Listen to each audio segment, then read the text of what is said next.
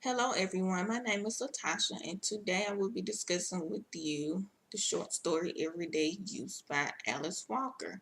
I really think this was a really good story considering the fact that it started off in the 20th century during an era where the civil rights movement was really huge and a lot of African Americans were transitioning from Christianity and identifying more with the Islamic pro-era movement and the Black Panther Party movement. A lot of the African Americans were trying to find their true identity, so they started bringing out the African culture with wearing dashikis and a lot of African prints. In the beginning of the story, the mother is on the front porch with the youngest daughter, Maggie. The mother is fantasizing about reuniting with the eldest daughter, Dee, on a talk show all fancy and glamorized and glitzy. But in reality, it's the opposite because the mother is actually like poor and she doesn't have all of the nice things that Dee really wants the mother to have. Finally, Dee arrives with this mysterious man whom the mother calls Assalamu alaikum due to the fact that she can't pronounce his real name. But through interactions with Dee, the mother also finds out that Dee no longer identifies with the name Dee, but her African name, one Guerra.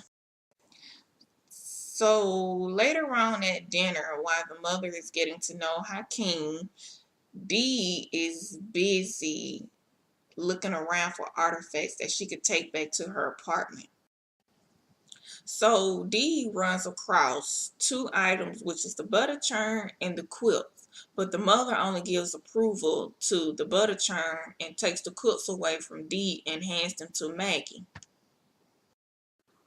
So at the dismay of Dee, she screams to the mother and Maggie that they don't understand their heritage and the true meaning of the quilts and tell the mother that Maggie is only going to use the quilts for everyday use and storms out of the house and leaves with Hakeem.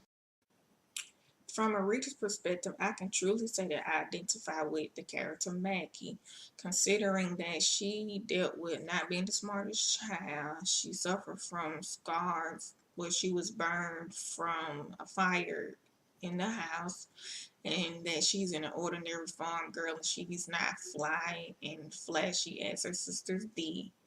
As a young girl myself growing up, I dealt with the constant fear of not being normal and not being able to do certain things without having that thought in the back of my head of, having a seizure as a child that made me very self-conscious with my ability. From a reader's perspective, I could truly say that I identify with the character Maggie, considering that she wasn't the smartest, she wasn't the prettiest, she suffered from scars when she was burned in a house fire, and she was also the farm girl and not as flashy as Dee. As a girl growing up, I couldn't live my childhood to the fullest without the constant fear of having an episode of a seizure, which made me self-conscious about my health and other capabilities as not being seen as being the normal child that was able to go out and do certain things as my older sister was doing, and also being told that I wasn't going to never be as smart as my older sister. What heritage truly means to me is knowing where you come from, your background, your history, having articles or artifacts passed down as a symbol of knowing your true background, where you truly come from. That's what heritage means to me. Now I would like to share with you guys a piece of history that was passed down from my great great grandmother to my great grandmother to my grandmother and now to my mom. It is a table in which my grandmothers all took pride in, which was made from my great great granddad, and I would like to share with you guys here at the end of this video. Thank you, and you guys have a wonderful day.